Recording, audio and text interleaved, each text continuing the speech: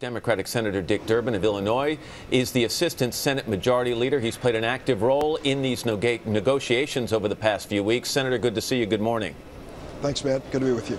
You've seen all the plans. You've seen the counter proposals. Is there anything on paper, on the table, or on the horizon right now, Senator, that you think stands a chance of being passed in time?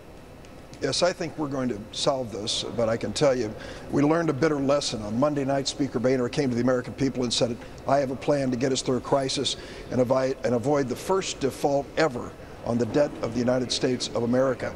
By yesterday, his plan had been rejected by the ratings agencies and even by his own caucus. Up to 100 Republican members said they wouldn't support it. We have to get back to basics here. We've got to understand that we can show a lot of bravery and bluff when we're playing with other people's chips. What's at stake here is a very weak economy. We've got to be careful that we don't fall into default, raising interest rates and killing jobs across America. But John Boehner is going to go back to the drawing board along with some of his colleagues. They're going to look for deeper cuts in that two-step plan, and they're going to come back and try and vote on that perhaps tomorrow. Do you think it will have widespread support with the additional $150 billion in cuts? No, I don't. I can tell you that what we're facing here is a Republican caucus that is basically showing its political bravery by giving up Medicare benefits for elderly people, by increasing the cost of student loans for working families, by cutting money for medical research. There comes a point where we've got to stand up and say this country is in a weak position. We need to create jobs. We need to come together with sensible spending cuts. I worked with this Gang of Six, a bipartisan effort to put everything, underline everything on the table. It's the only sensible way to deal with the deficit. You know, obviously the president has said if the Boehner plan ever even gets to his desk, they've signaled that he would veto it. Would you advise him to do that, or is that political posturing? I can tell you what the president's reflecting.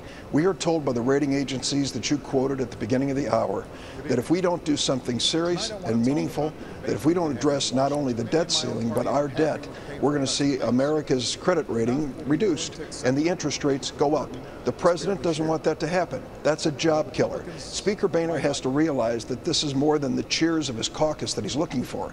We've got to lead a nation and put some of these party considerations aside. There are a lot of things that are unclear right now, Senator, but one thing that seems to be crystal clear is that the American people are fed up. After dueling speeches on Monday night where the president pointed a finger of blame at the Republicans and the Speaker of the House pointed a finger of blame at the president, the phone lines lit up in Washington, tweets were sent to senators, emails, things like that. What are you personally hearing in your office from your constituents on this matter? I've been through this many, many times, and I can tell you that both sides can generate a lot of telephone calls, a lot of emails, and a lot of messages. But in the end of the day, when you face your vote and your decision, you've got to decide what is best for this country. And what I'm appealing to Speaker Boehner to do is to set aside some of these partisan differences. Both sides have to come together. Both sides have to be willing to give. But this idea, my way or the highway, the old cliche, it just doesn't work when we've got the American economy at stake. And real quickly, though, and this is not a quick answer, I'm sure, but I mean, don't the American people deserve better than this? I mean, than the process that we're unfortunately seeing exposed right now? Absolutely, Matt. They look at Congress and they say this is so dysfunctional.